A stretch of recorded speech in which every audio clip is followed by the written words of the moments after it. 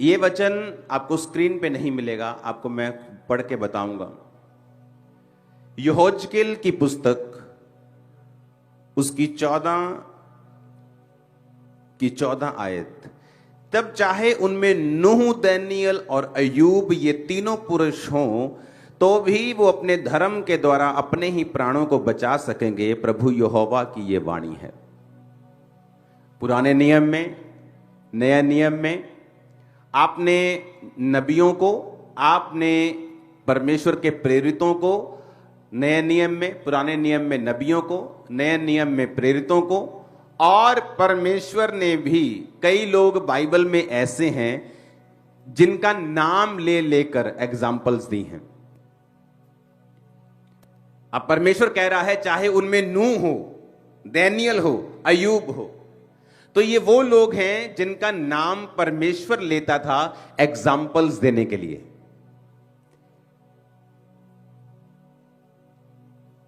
कि नूह परमेश्वर इतना लाइक करता था कि उस दौर में इतने लोग, सब मान लो उस समय की पॉपुलेशन 20 करोड़ थी या 25 करोड़ थी या 40-50 करोड़ थी पूरी दुनिया की। बाइबल कहती है सिर्फ नूह था जो परमेश्वर में चल रहा था। इमेजिन करो परसेंटेज। और बाइबल कहती है परमेश्वर के अनुग्रह की दृष्टि नूह के ऊपर बनी रही। अगर आप दानियल की बात करें तो बाइबल कहती है कि दानियल जब राजा के द्वारा पकड़ लिया गया और उसके लिए भोजन ठहराया गया कि इन लोगों को दारू पिलाओ, इन लोगों को मीट खिलाओ, ये वाला खाना खिलाकर इनको शिक्षा दो और उसके बाद मेरे सामने हाजिर करो, तो बाइबल कहती है दानियल ने वो खाना खाने के लिए मना कर दिया था जो बाइबल में मना हुआ था। कि बाइबल में मना थे कुछ मीट, कुछ खाने, कुछ चीजें जो मना थी और दानियल ने उसे खाने के लिए मना कर दिया था। इसका बेस कम करो। अब मैं आपसे एक बात बोलना चाहता हूं। आज हम एक बंदे की अगर एग्जाम्पल ले लें, अगर हम दानियल की एग्जाम्पल ले लें, चाहे हम अय्यूब की एग्जाम्पल ले लें, चाहे नूह की एग्जाम्पल ले लें, तो क्यों परमेश्वर उनका नाम लेता था? नए नियम में जब प्रेरित बात कर रहा है, याकूब तो कह रहा है एलिया भी तुम्हारे समान दुख और सुख भोगी मनुष्य था। जब उसने गिड़गिड़ाकर प्रार्थना की कि मेघ ना बरसे, बारिश ना आए, तो बारिश नहीं आई। वो भी जो प्रेरित था वो भी किसी बंदे का नाम लेकर तुम्हें समझा रहा था। तो ऐसे ये कौन से व्यक्ति थे, इनमें क्या खासियत थी कि परमेश्वर नबी, प्रेरित इनका नाम लेकर लोगों को समझाते थे, इनकी एग्जाम्पल देकर समझाते थे। हालेलुया। दानियल 1 उसकी 1 से 7 स्क्रीन के ऊपर हम पढ़ेंगे। उसमें लिखा है कि यहूदा के राजा यहोयाकीम के राज्य के 3रे वर्ष में बेबुलीन के राजा नबूकदनेस्सर ने यरूशलेम पर चढ़ाई कर उसको घेर लिया।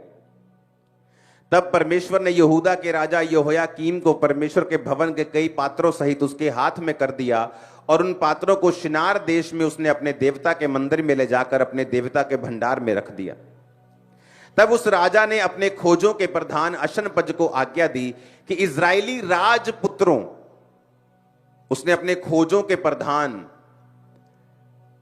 कि इजरायली जो राजपुत्र हैं, यानी जो किंग्स का वंश है, जो राजाओं का वंश है, उनके बीच में से और प्रतिष्ठित पुरुष हैं, जो गृह मंत्री हैं, फाइनेंस मिनिस्टर हैं, ऐसे लोगों के बेटों को लेके आ, उनके बच्चों को लेके आ। फिर क्या करना उनके साथ?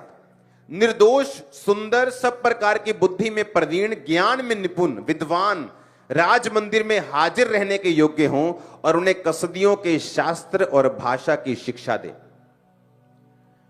राजा ने कहा कि उनको निर्दोष हो, जवान हो, सुंदर हो, बुद्धि में तेज हो, ज्ञान में निपुण हो, विद्वान हो, राजा के वंश के हो, प्रतिष्ठित पुरुषों के बच्चे हों, उनको लेके आ और उन्हें क्या कर, उन्हें शिक्षा दे, हमारे शास्त्रों की शिक्षा दे, हमारी भाषा की शिक्षा दे।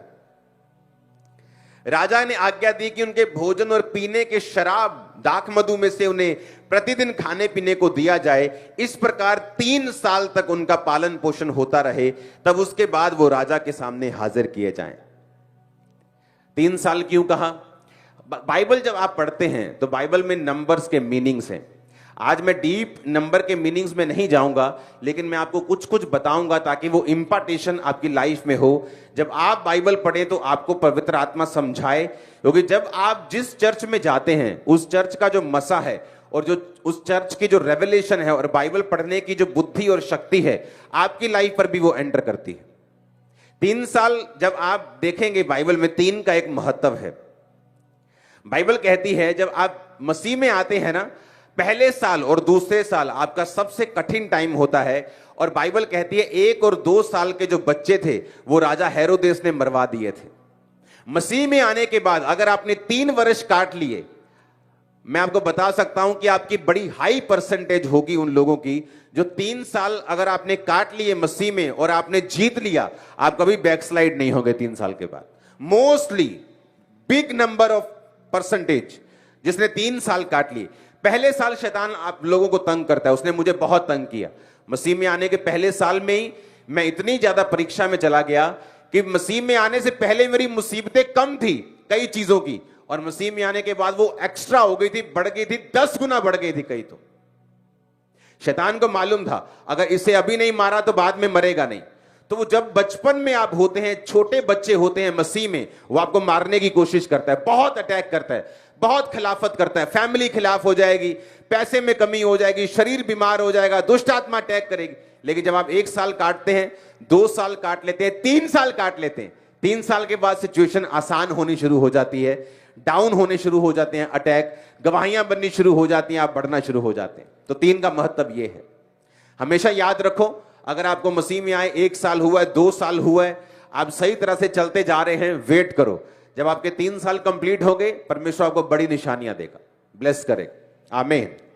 अब उसने कहा कि 3 साल पालन पोषण करके वो राजा के सामने लेके आओ। उसके बाद उन्होंने यहूदा की संतान में से चुने हुए दानियेल, हनन्याह, मिशाएल, अजर्याह नामक यहूदी थे। खोजों के प्रधान ने उनके दूसरे नाम रखे। दानियेल का नाम उसने बेलत शस्तर रखा, हनन्याह का नाम शद्रक, मिशाएल का नाम मेशक, अजर्याह का नाम अबेदनगो रखा। हालेलुया। अब फिर से पहली आयत को, दूसरी आयत को हम स्क्रीन पे दिखाते जाएंगे। अब जब आप इनको पढ़ते हैं तो उसमें लिखा है कि ये बेबीलोन का राजा था। मैं आपको ये स्टोरी क्यों पढ़ा रहा हूं, मैं इसका कारण भी पीछे आपको बताता हूं, क्या रीजन था इसका। ऐसा क्यों हुआ कि बेबीलोन ने परमेश्वर के कामों के ऊपर, उसके राज्य के ऊपर कब्जा कर लिया? क्योंकि यह भविष्यवाणी थी। वो भविष्यवाणी कहां लिखी थी? वो भविष्यवाणी हुई थी दूसरा राजा 20 उसकी 16 से 18 आयत में। हिजकिय्याह नबी जिसको कैंसर हो गया था, जिसको बीमारी हो गई थी और वो मरने वाला था, और नबी जाके बोलता है कि तू मरने वाला है, अपने घराने को आज्ञा दे, जो देनी है उसके बाद तू मर जाएगा। तो वो परमेश्वर के सामने हाथ जोड़कर माफी मांगकर रोने लगा, प्रभु से बताने लगा कि मैं वफादार रहा हूं। आंसू देखकर परमेश्वर ने उसे हील नहीं किया, वफादारी पास्ट बताया कि प्रभु मैं तेरे कामों से वफादार रहा हूं, मुझे हीलिंग चाहिए। तो परमेश्वर ने उसकी 15 साल उम्र और बढ़ा दी थी। लेकिन जब शैतान आपकी जिंदगी में परमेश्वर के काम देखता है, आप जब बीमार थे आप पवित्रताई में थे, लेकिन जिस दिन आप चंगे हो गए आप व्यभिचार में चले गए। वही हिजकिय्याह के साथ हुआ कि जब तो बीमार था, रो रहा था प्रभु के सामने, जैसे ही चंगा हुआ, बाइबल कहती है बेबीलोन के राजा उसके पास सुनेहा भेजते हैं और वो कहता है कि आ जाओ। और जब बेबीलोन का राजा उसके पास आता है, लोग आते हैं, तो वो सारे अनमोल भंडार, सारे हथियारों के भंडार, सारी अनमोल वस्तुएं दिखाता है और नबी नाराज होता है। नबी बोलता है कि तुम्हें मालूम नहीं था कि वो तुम्हारा दुश्मन है, खुदा का दुश्मन है, तुमने उसे अपने अनमोल भंडार क्यों दिखाए?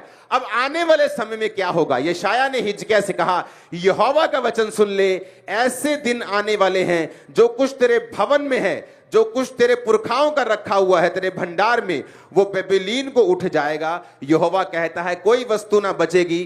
तेरे पुत्र जो तेरे वंश में उत्पन्न होंगे, उनमें से भी कुछ को वो बंदी बनाकर ले जाएंगे और वो खोजे बनकर बेबीलोन के राजभवन में रहेंगे।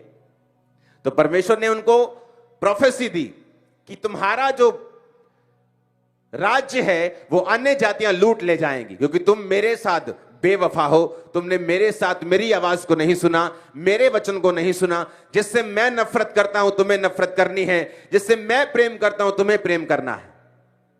ऐसा नहीं हो सकता आप बोले कि पिताजी मैं आपसे बड़ा प्यार करता हूं और पिताजी के दुश्मनों से आप बात करें। जिससे पिता बात ना करता हो आप उससे हंस हंस के बात करें, इसका मतलब आप अपने पिता के साथ प्रेम नहीं करते हैं। हालेलुया। उसमें क्या लिखा हुआ है? उसमें लिखा है कि प्रोफेसी हुई, उसके बाद क्या हुआ?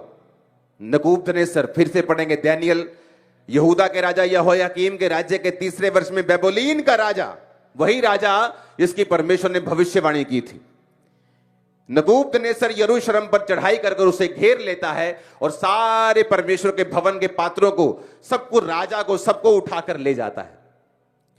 लेकिन इसमें मैं कहना क्या चाहता हूं, यह अब ध्यान से सुनना।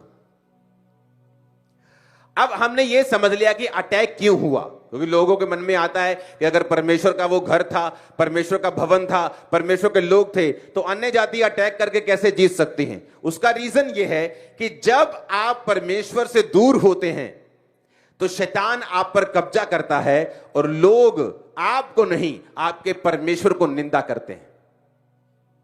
जब इजरायली काबिल नहीं रहे और पहुंचे नहीं वहां पे कनान में, तो जो मिस्रियों के सामने वो निकले थे, उन्होंने मजाक उड़ाया कि लो जी वड्डियां वड्डियां गल्लां करके निकले सी, पहुंचे तो है नहीं।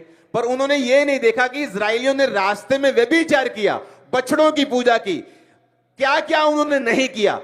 नबियों के खिलाफ, परमेश्वर के दासों के खिलाफ कुड़कुड़ाए, सब पाप किए, और परमेश्वर ने वहां नहीं भेजा जहां उन्हें बुलाया गया था भेजने के लिए। आप जानते एक बात परमेश्वर ने मुझसे क्या कही आप लोगों के लिए इस आज के दिन के लिए?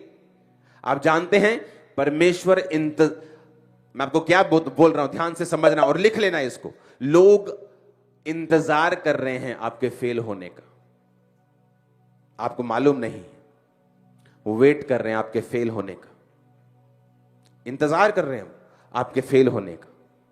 क्योंकि जो वो बोलना चाहते हैं वो लीगलाइज नहीं हो सकता, लोग उसे स्वीकार नहीं करेंगे। लेकिन जब आप फेल हो जाएंगे, वो बोलेंगे देखा हमने तो पहले ही कहा था, ये बंदा ऐसा है, ये चोर है, ये फलाना है, ये ढमकाना है। लेकिन तुम फेल तो पाप की वजह से हुए हो, उस वजह से नहीं जो लोग बोल रहे हैं। ध्यान से मेरी बात को समझना।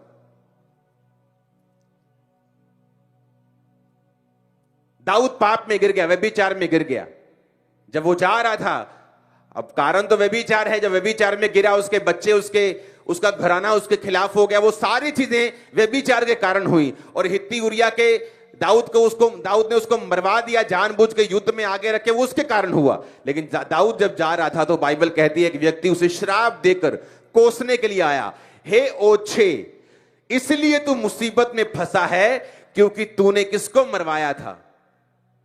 किसको मरवाया था? शाऊल को। लेकिन कारण यह नहीं था दाऊद के फेल होने का। दाऊद के फेल होने का कारण उसका अपना पाप था, लेकिन लोगों को बोलने का मौका मिल गया कि तू इस वजह से गिरा है। कितने मेरी बात को समझ रहे हैं? परमेश्वर ने डायरेक्टली बोला है, मैं आपको इंस्पायर्ड वचन नहीं दे रहा हूं, डायरेक्ट आवाज जो खुदा ने दी है कि लोग इंतजार कर रहे हैं आपके फेल होने का, ताकि वो बोल सकें। इसलिए भजन संहिता में दाऊद कहता है, हे परमेश्वर मेरे गुनाहों को क्षमा कर, मेरे अपराधों को ढांप दे, मेरा मुंह खोल दे ताकि मैं तेरा गुणानुवाद कर सकूं। क्योंकि उसका मुंह बंद हो गया था पाप की वजह से। लोग इंतजार कर रहे हैं कब आप पाप में गिरे फेल हो जाएं, और वो अपनी टीचिंग्स को कि देखा हमने तो पहले ही कहा था कि ये व्यक्ति धार्मिक नहीं है, आत्मिक नहीं है।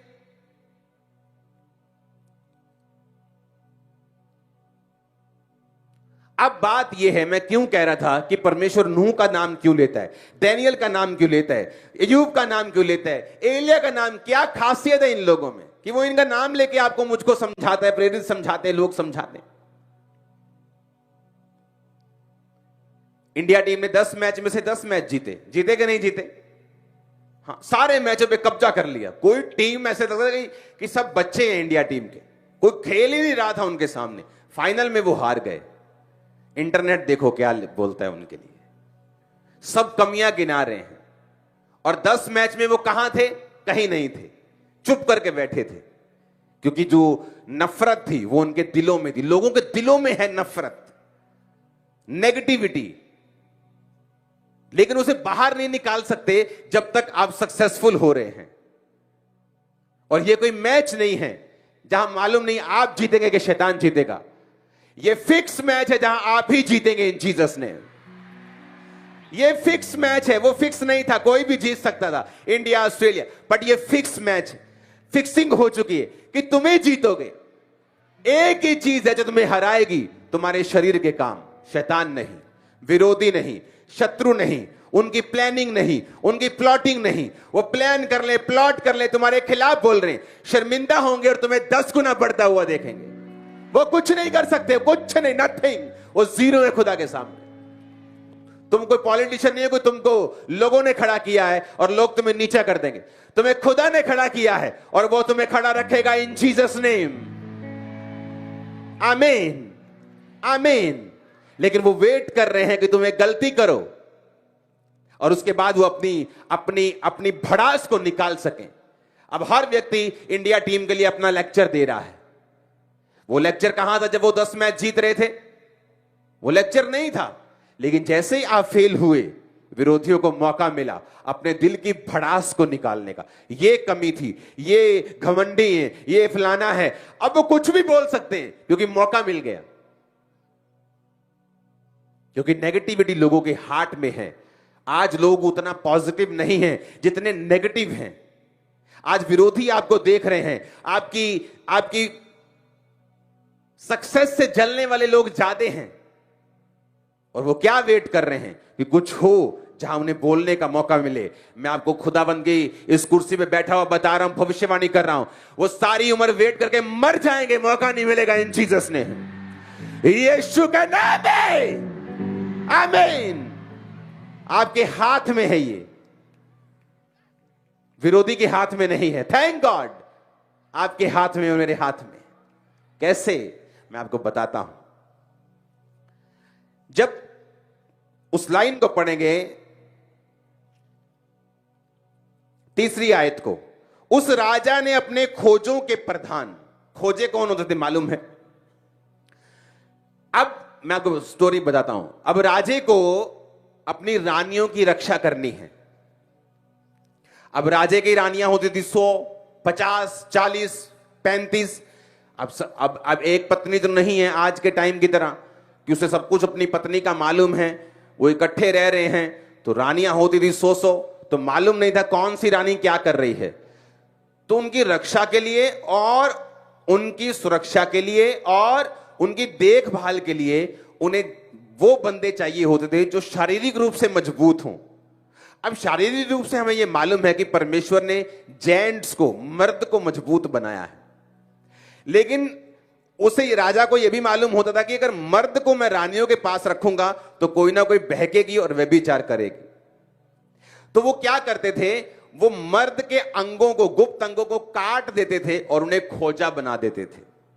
उन्हें खोजा बनाकर फिर वो रानियों की रक्षा के लिए उन्हें रखते थे, ताकि ताकत तो उनमें मर्द की सी हो, बुद्धि तो उनमें से हो, लेकिन वो कोई भी ऐसा कुकर्म उनके साथ ना कर सके। इसलिए उनके गुप्तांगों को काट कर वो खोजे रानियों के पास रख दिए जाते थे। अब मैं बात पे आ रहा हूं, ध्यान से समझना। जब भविष्यवाणी हुई थी कि बेबुलीन आएगा, सारे परमेश्वर के भंडार को ले जाएगा, और 18 आयत में लिखा है, तेरे पुत्र जो तेरे वंश में उत्पन्न, यानी राजाओं के वंश के जो पुत्र होंगे, वो उन्हें बंदी बनाकर ले जाएंगे और वो खोजे बनकर बेबुलीन में सेवा करेंगे। यानी उनके भी गुप्तांगों को काट कर, क्यों काटते थे मैं रीजन बताता हूं। उसके रीजन हो सकते हैं। पहला रीजन क्या हो सकता है कि जब आप दूसरे राजपुत्रों को लेके आएंगे, आप उनके अंगों को काट देंगे तो वो बच्चे पैदा करने में सक्षम नहीं है, तो उनका वंश एक तरह से खत्म कर दिया आपने। तो एक तो ये रीजन है। दूसरा रीजन ये है कि जब आप वो सेवा में काम करेंगे तो वो एक मन होके करेंगे। उन्हें मालूम है ना मेरा बाप, ना मेरी मां, ना मेरे बच्चे होने, ना मेरी पत्नी, तो मैं किसके लिए पैसा इकट्ठा करूं, किसके लिए मैं फालतू रिश्वतें लूं, किसके लिए मैं राजा के साथ बुरे गोष्ठी करूं, गद्दारी करूं। मैं यूं तो मुझे खाना पीना रहना सब अच्छा मिल रहा है, गवर्नमेंट जॉब है। तो उनके दिमाग को फोकस करने के लिए वो ये काम करते थे। अब मैं आपको तीसरी बात बताता हूं। आप इतिहास पढ़ लो, आप पूरी बाइबल खोज लो, आपको उन्हीं लोगों के नाम, मैं कह रहा हूं एक भी नाम पूरी बाइबल में हजारों सालों की हिस्ट्री में एक भी नाम आपको ऐसा नहीं मिलेगा जिस व्यक्ति के अंदर सेक्सुअल सिन की कमजोरी हो, जिसका व्यभिचार कंट्रोल में ना हो और उसे परमेश्वर ने बड़े काम के लिए इस्तेमाल किया हो, उसे विजन दर्शन दिए हों, वो लंबा चला हो। एक भी नहीं है। क्यों परमेश्वर डैनियल का नाम ले रहा है मालूम? क्योंकि डैनियल जो था व्यभिचार के पाप से कोसों दूर था। या तो वो खोजा बना के अलग कर दिया गया था, उसे मालूम था। अब वो तो खोजा था। पौलुस को देखो, वो खोजा नहीं था, वो मर्द था पूरा, लेकिन मैरिज नहीं की उसने। और अगर आप देखेंगे वो हेवन में गया, उसने दर्शन देखे, उसने विजन देखे। या जो लोग मैरिड थे और परमेश्वर ने उन्हें दर्शन दिए, वो सिर्फ अपनी वाइफ या अपने हस्बैंड के साथ ही वफादार थे और उन्होंने कहीं भी अपना मुंह काला नहीं किया। जिन्होंने इस पाप के ऊपर कब्जा नहीं किया, मैं आपको बता रहा हूं, परमेश्वर ने कभी भी उन्हें ज्यादा इस्तेमाल नहीं किया। ना ही उन्हें दर्शन दिए हैं, ना ही उनके दिमाग को खोला है, ना ही अपने भेदों को उन लोगों के ऊपर जाहिर किया है। पूरी बाइबल खोल के देख लो। डैनियल हो सकता है, यह 100% श्योर नहीं है, लेकिन भविष्यवाणी के अनुसार जो की गई थी, यह पॉसिबिलिटी है, क्योंकि ना तो उसकी पत्नी का जिक्र है ना बच्चों का जिक्र है, कि हो सकता है वो खोजा बना दिया गया हो। पौलुस क्या कहता है? अगर तेरे पत्नी है तो उससे अलग ना हो, अगर पत्नी नहीं तो उसकी खोज ना कर, अगर मैरिड है तो अपनी पत्नी का ही हक पूरा कर, उससे अलग ना हो, अगर अनमैरिड है तो परमेश्वर को खुश करने की कोशिश कर। क्यों वो कह रहा है? क्योंकि जितने लोग आपको व्यभिचार के पाप में मिलेंगे, वो कभी भी परमेश्वर से डिवाइन विजन दर्शन नहीं ले सकते और कभी भी आत्मिक लाइफ में आगे नहीं बढ़ सकते। कितने मेरी बात को समझ रहे हैं? और शैतान सबसे बड़ा धोखा इसी लाइन में लोगों को दे रहा है। आप फेसबुक उठा के देख लो, आपको नंगी औरतें आराम से मिल जाएंगी। आप जस्ट अपना काम भी करेंगे, आपको नंगी औरतें वहां मिलेंगी। क्यों? शैतान बुरी कोशिश कर रहा है मैनकाइंड को इस पाप में घुसाने की। जो नंगे जो कपड़े आज से 15 साल पहले ब्लू मूवीज में दिखाते थे, अब वो लोगों के नॉर्मल कपड़े हो चुके हैं। अगर आप देखेंगे इंटरनेट, क्यों? शैतान चाहता आप इस सिन में घुसें, आप इस पाप में घुसें और वो उस डिवाइन विजन को, लाइट को, रोशनी को, अगुवाई को, ग्रेस को आपकी लाइफ पर ब्लॉक करे और आप सिर्फ नाम के मसीही हों। आपकी लाइफ में कोई काम परमेश्वर ना कर सके, ताकि विरोधियों को आपके खिलाफ बोलने का मौका मिले। कितने मेरी बात को समझ रहे हैं? इस भविष्यवाणी के अनुसार जो दूसरा राजा में की गई और उस वचन के अनुसार जो डैनियल में लिखा है, उस वचन के अनुसार जो पौलुस ने लिखा है, उस वचन के अनुसार जो यूहन्ना प्रकाशित वाक्य में लिखा है, आपको यह बात समझ आएगी कि जो लोग इस पाप से दूर रहे हैं, परमेश्वर ने उन्हें ग्रेटली यूज किया है। अगर आप देखेंगे पुराने नियम में लोग कहां गिरे? व्यभिचार में। दूसरा, पैसों में। अगर व्यभिचार वाला हिस्सा उनका सही है तो पैसों में गिरने की कोशिश हो जाती।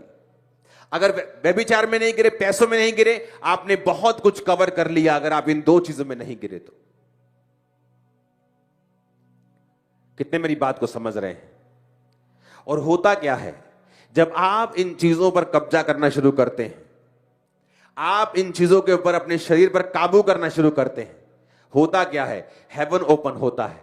स्पिरिचुअल रेल्म में, आत्मिक रेल्म में एक लाइट आपके ऊपर आनी शुरू होती है, आप क्लियर होना शुरू हो जाते हैं, कंफ्यूजन खत्म होनी शुरू हो जाती हैं, रास्ते ओपन होना शुरू हो जाते हैं, बहुत से वेज आपकी लाइफ में ओपन होते हैं, बहुत से संघर्ष जो आप कर रहे हैं वो खत्म होना शुरू होते हैं, डिवाइन हेल्पर आना शुरू होते हैं। जो लोग फ्रूटफुल नहीं है आपकी लाइफ में, लेकिन आप उनको छोड़ नहीं सकते, परमेश्वर उनको आपसे अलग करता है। बहुत सी चीजें आपकी लाइफ में होती हैं जो आपके बस में नहीं होती, लेकिन जब आप खुदा के वचन पे चलना शुरू हो करते हैं वो आपकी लाइफ में होना शुरू होती हैं। फिर आप क्या होता है, आप 6 महीने में, साल में, 2 साल में अपने आप को कहीं अधिक ऊपर पाते हैं जहां आप 2 साल पहले थे, कहीं ग्रेस में पाते हैं जो आपकी लाइफ में पहले थी। आप अपने आप को फ्लो होता हुआ देखते हैं, हर काम में फ्लो शुरू होता है, हर बच्चे, आपकी फैमिली, आपका बिजनेस, आपका फाइनेंस, आपका बॉडी, सेहत, हर एक चीज पे आप खुदा की बरकत को देखते हैं। हालेलुया, जोर से बोलो हालेलुया।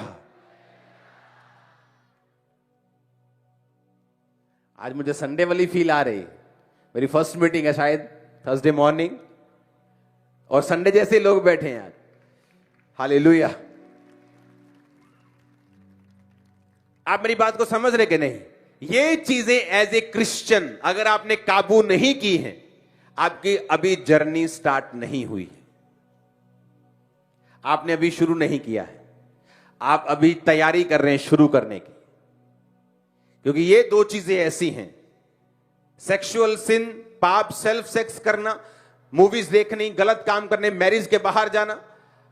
क्योंकि अगर आप कुंवारे होने का बहाना लगाकर ये पाप करेंगे, मैं आपको लिख के देता हूं रेड साइन करके कि शादी के बाद भी आप ये पाप करेंगे, मैं आपको बता रहा हूं। क्योंकि ये स्पिरिट है, अगर अब कंट्रोल नहीं की तो मैरिज के बाद भी आप कंट्रोल नहीं कर पाएंगे। अगर आपने अब इसे कंट्रोल किया, मनी मैटर में आप वफादार हैं परमेश्वर के साथ, पैसों में आप वफादार हैं, व्यभिचार में आपने कंट्रोल कर लिया है, आपने बहुत हिस्सा कवर कर लिया। आप देखना क्या होता है, आप देखना किस तरह से आपको पता चलता है। जब आप प्रेयर में बैठेंगे, वो विजन में बात करेगा, सपनों में बात करेगा, दर्शनों में बात करेगा। हालेलुया। वो सपने, वो दर्शन, वो विजन आपके लिए ऐसा, वो डिवाइन जो लाइफ लोग कभी कभी महसूस करते हैं अपनी लाइफ में, वो हम रोज महसूस कर रहे हैं। क्यों? हम वो रेलम में पहुंच गए हैं, वो चीज पे पहुंच गए हैं, वो चीज को हमने काबू कर लिया है, उस पे कब्जा कर लिया है, उसको मास्टर कर लिया है, सालों उस पे चल लिया है, इसलिए हमारा एटमॉस्फेयर आसपास का चेंज हो चुका है। आप उस लाइफ को इमेजिन भी नहीं कर सकते जो मैं और मेरा परिवार जी रहे हैं, इमेजिन भी नहीं कर सकते। अगर मैं उसे बताऊंगा तो वो आपको लगेगा कि मैं आपको पता नहीं क्या चीज बता रहा हूं। हमें मालूम है फ्यूचर में क्या होने वाला है, कौन से चीजें हमें हमारी वेट कर रही है, शैतान क्या प्लान कर रहा है, उसको टाइट कर देंगे यीशु के नाम में, कान पकड़ के। हालेलुया। वो शर्मिंदा होगा, शैतान शर्मिंदा होगा, एनिमी शर्मिंदा होगा। आमीन ऊंचा चाहिए। मैंने कहा दुश्मन की सारी चालें शर्मिंदा होंगी और वो खत्म है यीशु के नाम में। आमीन ऊंचा चाहिए चर्च। हालेलुया। आप समझ रहे मेरी बातों को कि नहीं? यह है क्रिश्चियन लाइफ, जो आजकल पास्टर्स बताने से डरते हैं क्योंकि वो इन्हीं चीजों में फंसे हुए हैं। लोगों को लगता था वाह वाह वाह, वो करोड़ों रुपए बदली बाहर से आ रहा है, ये रोज ऐसे बैठते हैं, ये वो इंग्लैंड से आ रहा है 25 करोड़, चलो लगा दो चर्च में। पता नहीं चर्च में 2000 करोड़ का चर्च बना रहा है। जब चेकिंग हुई, मैंने कहा अगर तुम बोलोगे ना ये वाले दीवार का बिल चाहिए, कहीं भी जाके किसी भी दीवार पे, चर्च की किसी भी चीज पे हाथ रख दो तुम और बोलो इसका बिल चाहिए, मैं निकाल के दे दूंगा आधे घंटे में। किसी भी कोने में चले जाओ, किसी भी कोने में, किसी भी कोने में चले जाओ, चर्च के किसी कोने में चले जाओ, किसी फ्लोर पे चले जाओ, टाइल पे हाथ लगा दो, सीलिंग पे हाथ लगा दो, दीवार पे हाथ लगा दो, खंबे पे हाथ लगा दो, पिलर पे, बोलो इसका बिल चाहिए, मैं आपको दूंगा। जब लोगों को समझ आई कि भाई साहब जो ये बोलते हैं वो हो रहा है चर्च में, कोई घपला नहीं निकला, कुछ नहीं निकला, बिल निकले, सब कुछ निकला। और जब चेकिंग करने वाले आपके विरोधी हों और वो भी मान जाएं कि भाई साहब कमाल है,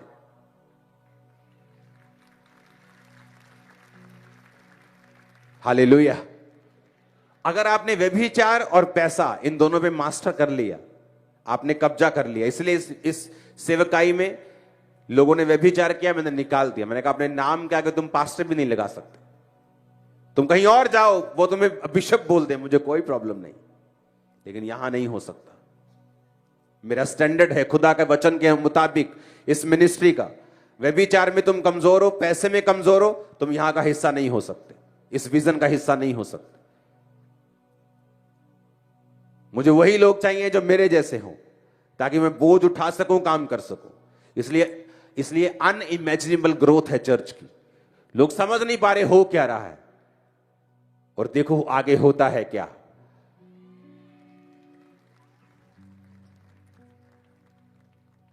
जब संडे लोग देते हैं कि इस चर्च का एंड हजारों फुट में है, उनको यह नहीं मालूम कि एक इतना बड़ा ओवरफ्लो पीछे मैं तैयार कर रहा हूं अगले साल के लिए।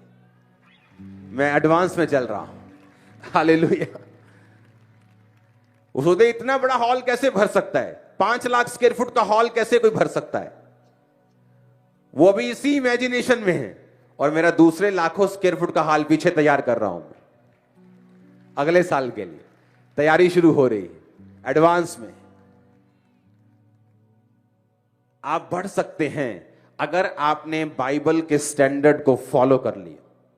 हर चीज का टाइम रखो अपने घर में। प्रेयर का एक टाइम है, अपने परिवार के साथ समय व्यतीत करना एक समय है, एक टाइम है। वो टाइम निकल गया, प्रेयर का टाइम है। मेरे बच्चे तब से प्रेयर कर रहे हैं जब वो 1-1, 2-2, 1.5 साल के थे, 2 साल के थे, 2.5 साल के, तब से प्रेयर में बैठ रहे हैं। Full fire prayer, full. आप निराश नहीं होंगे अगर वचन को स्टैंडर्ड बना लिया। अगर अपने बच्चे को छोड़ दिया कि अभी बच्चे है, अभी बच्चे है, वो बच्चा जब 15-20 का हो जाएगा फिर तुम्हारे हाथ नहीं आएगा, फिर तुम पीछे भागोगे, फिर वो हाथ नहीं आएगा। खुदा ने कहा बच्चे को उसी लाइन में चलाओ जिसमें तुम उसको देखना चाहते हो। जब वो बड़ा हो जाएगा उससे हटेगा नहीं। हालेलुया। वचन स्टैंडर्ड होना जरूरी है। मैंने आपको 2 वर्सेस दिए हैं, इनको फॉलो करो। आपको बताया है कि क्यों परमेश्वर इनका नाम लेता था, क्या खासियत थी इन लोगों में। परमेश्वर क्या एक्सपेक्ट करता है आप लोगों से, मुझसे, कलीसिया से, नए लोगों से, पुराने लोगों से, क्या एक्सपेक्ट करता है, मैंने आपको बताया है। अगर आपने इन चीजों के ऊपर मास्टर कर लिया, आप अपनी लाइफ को इजी होता देखेंगे। एवरी ईयर इजी होगे, हर मंथ इजी होंगे। लाइफ इजी के बाद इजी के बाद इजी होती जाएगी, आसान होती जाएगी, ब्लेसिंग्स बढ़ती जाएगी, इजीनेस बढ़ती जाएगी। इतना फ्लो में आप चले जाएंगे कि लोग देखेंगे कि आप जीते कैसे हैं, ये कैसे पॉसिबल है, ये लाइफ कैसे पॉसिबल है, ये ग्रेस क्या है। मेरे घर में जब नॉन बिलीवर लोग मुझसे मिलने के लिए आते हैं, जो मेरा कोई ना कोई काम देख रहे हैं या मेरे साथ संबंधित हैं, वो अपनी भाषा में उस घर की प्रेस करके जाते हैं कि पता नहीं इस घर में वाइब्रेशन कैसी है। उनको मसे का नहीं मालूम, प्रेजेंस का नहीं मालूम, लेकिन वो अपनी भाषा में बताते हैं। एक नहीं, बहुत से जन जो हमारे घर में आते हैं। रीजन, परमेश्वर की प्रेजेंस, उसकी स्पिरिट। हालेलुया। लोग भी महसूस करेंगे आपकी ग्रेस को जो आपकी लाइफ के ऊपर होगी जब आप परमेश्वर के वचन को अपना स्टैंडर्ड बना लेंगे। अगर आपका मोबाइल आपको गिरा रहा है, इसे ब्लॉक कर दो, फेसबुक डिलीट कर दो, इंस्टाग्राम डिलीट कर दो, डिलीट कर दो वो चीजें जो आपको लगता है कि अभी आपकी स्पिरिचुअल ग्रोथ का कारण नहीं हो रही, बल्कि आपको गिराने की कोशिश कर रही। फायदा आप ही का होगा। परमेश्वर तो अपनी जगह बैठा है, यहोवा परमेश्वर का सिंहासन लगा है, जीसस क्राइस्ट दाहिने हाथ बैठे, वो तो अपने सिंहासन पर हैं। स्वर्ग भी तैयार है, नरक भी तैयार है। आपका फायदा और आप ही का नुकसान है। कितने मेरी बात को समझ रहे हैं? अपने हाथों को उठाओ, थैंक यू जीसस। अपने घुटनों के बाहर आ जाओ।